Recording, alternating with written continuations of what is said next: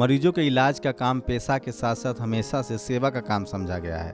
Doctor के लिए हमेशा मरीजों के मन में सम्मान रहता है, लेकिन आए दिन ऐसे मामले सामने आ रहे हैं जब मेडिकल एथिक्स को लेकर सवाल उठ रहे हैं। अब डॉक्टर को सेवा करने वाला कम और पैसे बटोरने की मशीन ज़्यादा कहा जाने लगा है।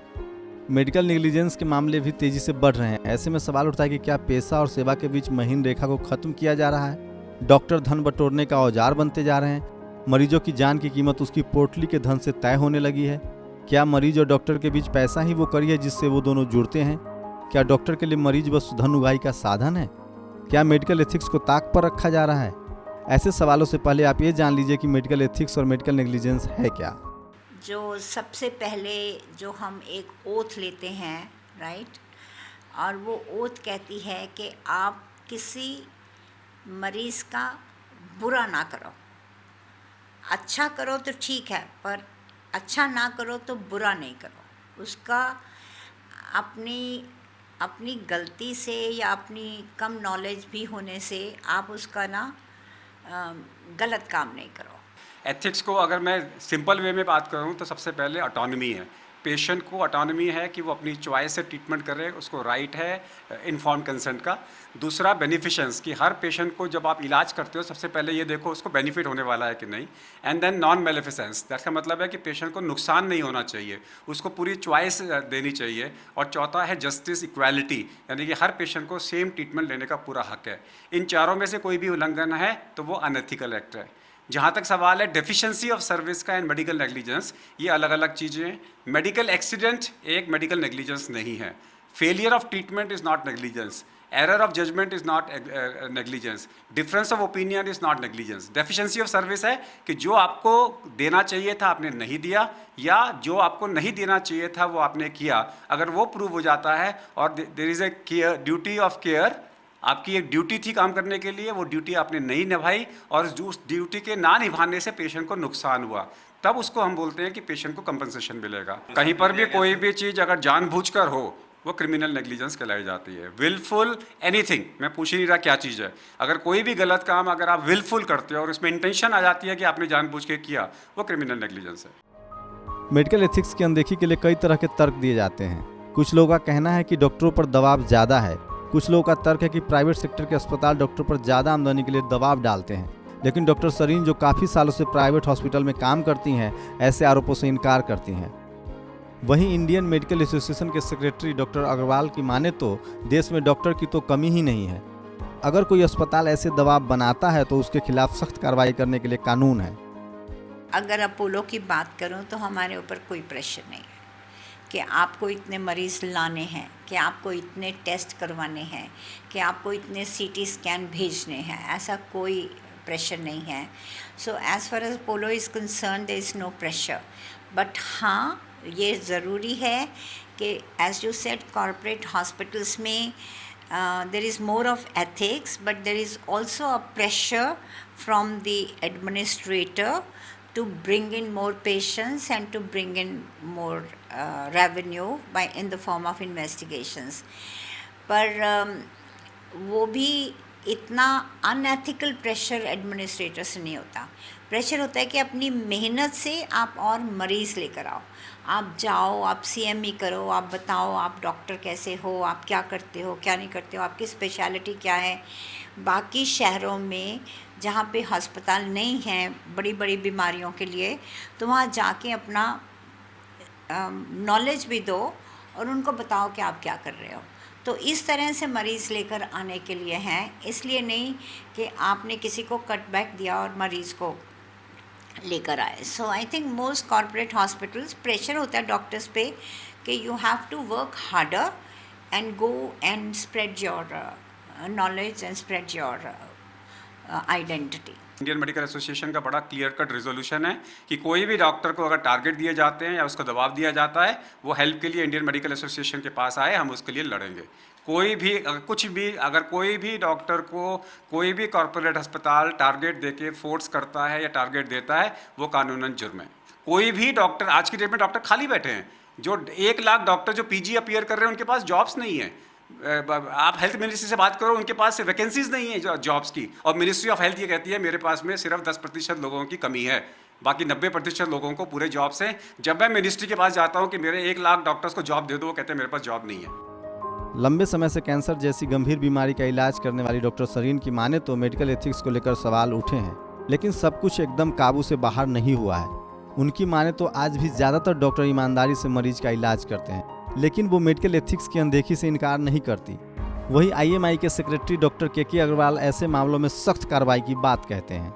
लोग मेडिकल एथिक्स तो पता है सबको, और जो डिसऑनेस्ट लोग हैं वो तो फिर पैसे कमाने के लिए इन्वेस्टिगेशंस कहते हैं, but as I said it's not a major issue.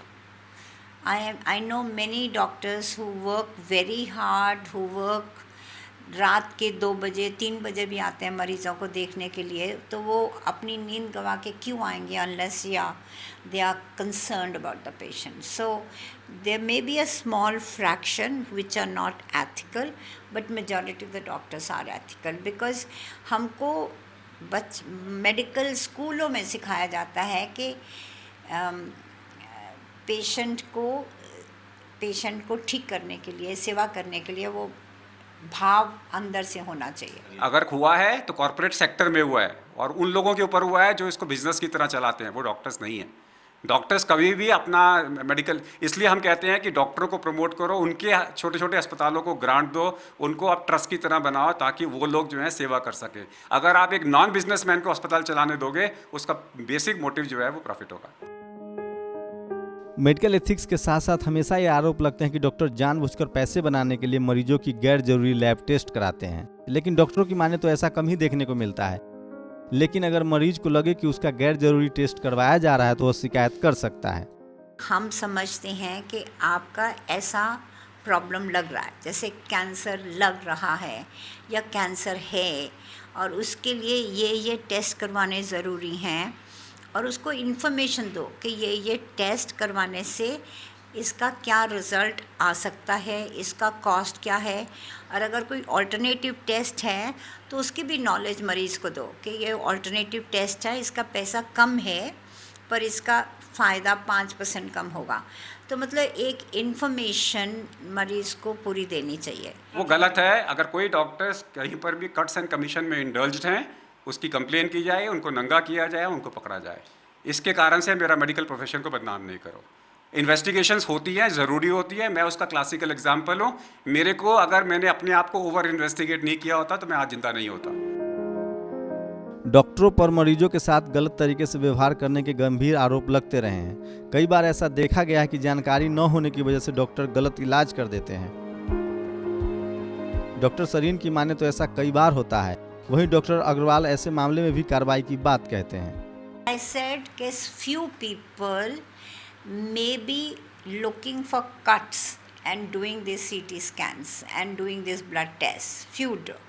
But I think if you look, 80-90% of the doctors are honest in that respect, and they use their knowledge and they use their sense to treat patients. Doctor के अंदर में अगर ego है तो उसको doctor के नाम से अपने नाम के आगे डॉक्टर हटा लेना चाहिए। हमारे को पहले फंडामेंटल चीज़ जो सिखाई जाती है वो है ह्यूमिलिटी।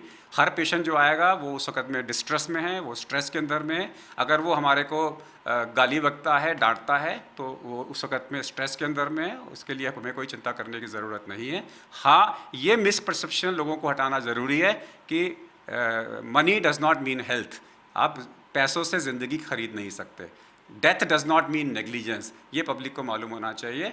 और हर इलाज के लिए हमने एक नया स्लोगन निकाला है, जिसका कोई नहीं उसका IMA। हर गरीब मरीज़ को भी हमारे डॉक्टरों का फ़र्ज़ बनता है कि उसको बताएं कि तुम्हारे बजट में तुम्हारा इलाज कहाँ हो सकता है। अगर मेडिकल एथिक्स की बात करें तो हाल के दिनों में अस्पतालों में डॉक्टरों पर मरीजों की अनदेखी करने के आरोप तेजी से बढ़े हैं। आए दिन अस्पतालों में सही इलाज न करने के आरोप लगते हैं। मरीजों और डॉक्टरों के बीच मारपीट की घटनाएं बढ़ी हैं। ऐसे में सवाल उठता है कि क्या सचमुच सब ठीक है? शायद ऐसा नहीं है। तेजी से मेडिकल नेग्लिजेंस के केस दर्ज होने लगे हैं। 90% मामलों में कोर्ट ने पीड़ित पक्ष को मुआवजा देने का आदेश दिया है। देश में कई ऐसे मामले हैं जिसमें कोर्ट ने मरीज को भारी मुआवजा देने का आदेश दिया है।